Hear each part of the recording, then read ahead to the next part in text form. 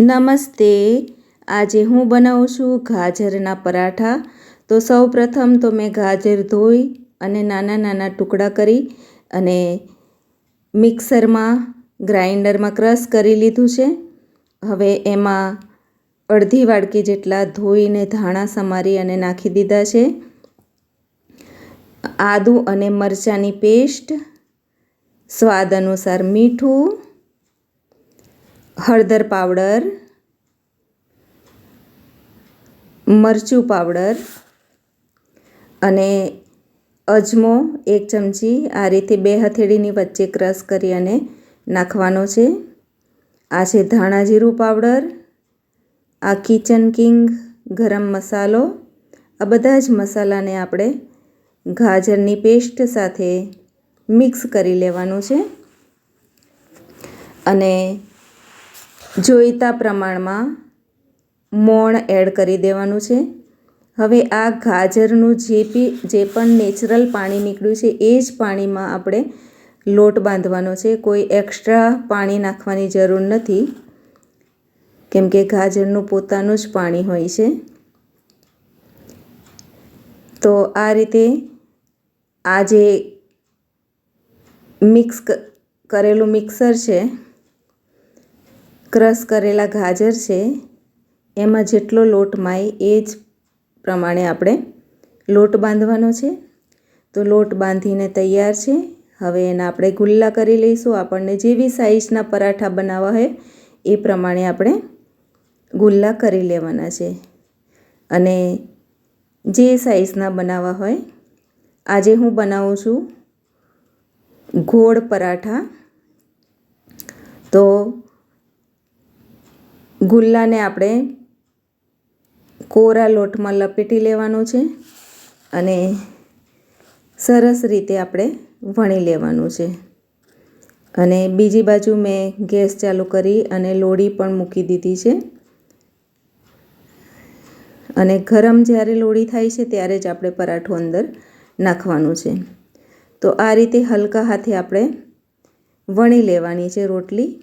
અને પૂરી જેટલી જ્યારે રોટલી વણાઈ જાય ત્યારે આપણે વચ્ચે ઓઇલ લગાડી લેવાનું છે.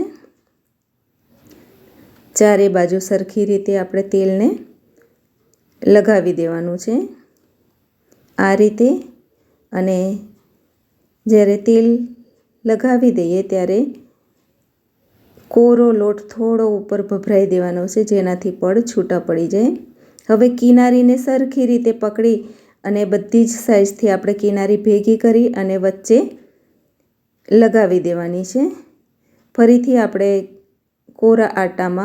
કોરા લોટમાં ગુલ્લાને લપેટી લેવાનું છે અને આ રીતે આપણને જેવી સાઈઝ ગમતી હોય એ પ્રમાણે આપણે પરાઠાને વણી લેવાનું છે. અને બીજી સાઈડ પરાઠા શેકાવાની પણ શરૂઆત થઈ ગઈ છે. તો આ રીતે આપણે બધા જ પરાઠા વારા પરથી વણી લેવાના છે અને સરસ રીતે એને શેકી લેવાના છે. તો ગાજરના પરાઠા એ તંદુરસ્તીથી ભરપૂર છે અને સ્વાદિષ્ટ પણ હોય છે અને બાળકોના તો એકદમ પસંદીદા હોય છે અને નાસ્તામાં અને જમવામાં પણ ઉપયોગમાં આપણે લઈ શકીએ છીએ.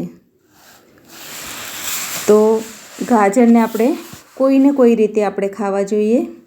જેવી રીતે આપણે હલવો બનાવીએ છીએ, સલાડ બનાવીએ છીએ, શાક બનાવીએ છીએ, અથાણું બનાવીએ છીએ.